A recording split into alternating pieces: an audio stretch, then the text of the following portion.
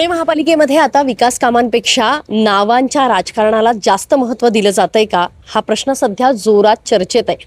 आणि याला कारण सुद्धा आहे. तब्बल 26 वर्षांपूर्वीचा एक महत्त्वाचा पुणे महापालिकेचा एक नियम रद्द करण्यात आलाय. शहरातले रस्ते असू देत, चौक असू देत, उद्यानं किंवा प्रकल्प किंवा काही बिल्डिंग्स असू देत, याला राष्ट्रीय नेते, तज्ज्ञ किंवा शहरासाठी ज्यांचं योगदान प्रामुख्यानं आहे अशांची नावं देण्याची अट होती. मात्र ही अटच महापालिकेनं हटवली आहे. त्यामुळे या सगळ्या प्रकल्पांना, उद्यानांना आता सत्ताधारी नगरसेवकांच्या नातेवाईकांची नावं दिसू शकतात, अशी साधारण परिस्थिती निर्माण केली गेलेली आहे. हा संपूर्ण प्रकार नक्की काय आहे हे सगळं जाणून घेऊया या व्हिडिओच्या माध्यमातून. नमस्कार, मी अश्विनी जाधव केदारी आणि तुम्ही पाहताय लोकमत व्हिडिओ. पूर्वी महापालिकेच्या रस्त्यांना, उद्यानांना किंवा रुग्णालय असतील, सार्वजनिक वास्तू काही असतील, या वास्तूंना नाव देताना त्या व्यक्तीचं शहरासाठीचं जे योगदान आहे ते योगदान असणं आवश्यक होतं.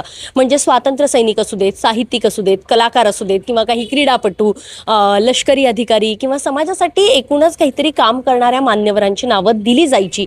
पण आता हा नियमच रद्द करण्यात आलेला आहे. त्यामुळे पुढे आता कोणत्याही नगरसेवकाला आपल्या आईवडिलांचं, त्याच्या नातेवाईकांचं किंवा अगदी कुठल्याही जवळच्या व्यक्तीचं नाव हे सार्वजनिक वस्तूंना जर आपल्याला दिसून आलं तरी त्यामध्ये काहीतरी आश्चर्य वाटणार नाही आहे. कारण असा जो नियम होता त्या संदर्भातला तो नियम आता रद्द झालेला आहे. हा वाद आता कुठून सुरू झाला होता तर बाणेरमधल्या एका कर्करोग रुग्णालयाच्या नाव देण्यावरनं हा वाद सुरू झाला.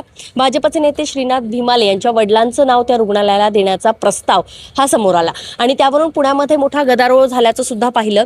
नागरिकांसोबतच भाजपमधल्या सुद्धा काही नेत्यांनी या अशा प्रकारे नाव देण्याला विरोध केला गेला होता आणि हा मुद्दा खूप चर्चेत आला. त्यानंतर तुर्तास जो बोर्ड त्या ठिकाणी त्या रुग्णालयाच्या प्रवेशद्वारावर लावण्यात आला होता तो बोर्ड हटवण्यात आलेला आहे आणि तात्पुरतं हे प्रकरण त्या दिवसापुरते शमलं. मात्र नंतर महापालिकेने अशा पद्धतीने जो काही निर्णय घेतला त्या निर्णयावर सुद्धा आता नाराजी एक प्रकारे व्यक्त होताना दिसते. याच नंतर 5 मेच्या दिवशी एक बैठक झाली. सत्ताधारी आणि काही विरोधी पक्षांच्या नेत्यांची बैठक झालेली आहे, ज्यामध्ये 2000 सालचा जो जुना नियम होता, जो ठराव होता, तोच रद्द करण्यात आलेला आहे. आता महापालिका अधिनियमामध्ये तशी स्पष्ट तरतूद नसल्याचं कारण जे आहे ते पुढे करण्यात आलं. पण आता प्रश्न असा विचारला जातोय की पुणेकरांच्या कराच्या पैशातनं उभ्या राहणाऱ्या या ज्या काही वास्तू आहेत, या वास्तूंवर पुढाऱ्यांच्या घरातल्या व्यक्तींची नावं का लावायची? सार्वजनिक मालमत्ता ही शहराची किंवा राजकीय नेत्यांची काही खासगी इस्टेट आहे का? आणि त्यामुळेच पुणे शहराचे माजी महापौर अंकुश काकडे यांनी सुद्धा अशा पद्धतीनं जो नियम हटवलेला आहे त्याला विरोध केलेला आहे. पाहूयात अंकुश काकडे नेमकं काय म्हणालेत. शहरामधल्या देखील काही नामवंत प्रतिष्ठित व्यक्तींची नावं देखील काही चौकांना आणि रस्त्यांना दिलेली आहेत, ज्यांनी पुणे शहराच्या कीर्तीमध्ये भर घातला, वेगवेगळ्या क्षेत्रामध्ये त्यांनी नावलौकिक मिळवला. अशा व्यक्तींची नावं देखील पुणे महानगरपालिकेने गेली अनेक वर्ष दिलेली आहे. एक अतिशय चांगली प्रतिमा किंवा पुण्यातील नवीन पिढीला त्या व्यक्तींची माहिती मिळावी हा त्या पाठीमागचा उद्देश. परंतु गेली काही वर्ष महानगरपालिकेमध्ये चुकीच्या प्रथा पडत आहेत. निवडून आलेले नगरसेवक हे आपल्या कुटुंबातील व्यक्तींची किंवा आपल्या मित्रमंडळींपैकी कोणाची तरी नावं रस्त्यांना, चौकांना देत आहेत. ते अतिशय चुकीचं आहे. महानगरपालिकेमध्ये 2000 साली नाव समितीने एक ठराव केला की पुणे शहरातल्या महत्त्वाच्या प्रकल्पांना, महानगरपालिकेच्या हॉस्पिटल्स, उद्यान, मैदान किंवा उड्डाणपुलांना नावं देत असताना ती राष्ट्रीय पुरुषांची नावं देण्यात यावी किंवा अतिमहत्त्वाच्या व्यक्तींची नावं देण्यात यावी. नाव समितीच्या या ठरावाला पक्षनेते सभेने देखील मान्यता दिली आणि सर्वसाधारण सभेने देखील ती मान्यता दिली आणि त्याचप्रमाणे कार्यवाही चालू झाली.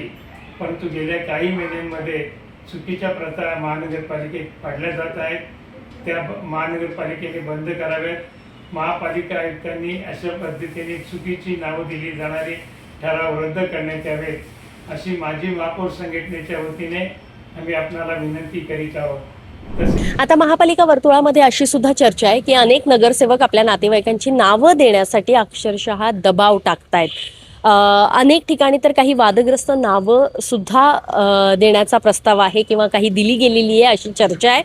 पण या सगळ्या विषयाच्या पार्श्वभूमीवर सभागृह नेते जे आहेत गणेश बिडकर यांनी मात्र घरातल्या व्यक्तीची नावं देता येणार नाही असं आता म्हटलेलं आहे. पण मग नियम जर रद्द करण्याची गरज काय होती, जर एकीकडे ते असं म्हणतायत तर हा सवाल सुद्धा कायम आहे. पुण्याची ओळख विचारांची आणि संस्कृतीची राहणार आहे की पुढाऱ्यांच्या चमकोगिरीची, यावरनं आता खरं राजकारण आणखी तापण्याची चिन्ह दिसत आहेत. त्यामुळे एकूणच या संपूर्ण प्रकरणावर पुन्हा महापालिका काही वेगळा निर्णय घेते का हे पाहणं सुद्धा तितकंच महत्त्वाचं असणार आहे. हा विषय तुम्हाला कसा वाटला आणि या विषयावरची मतं कमेंट बॉक्समध्ये नक्की आम्हाला कळवा.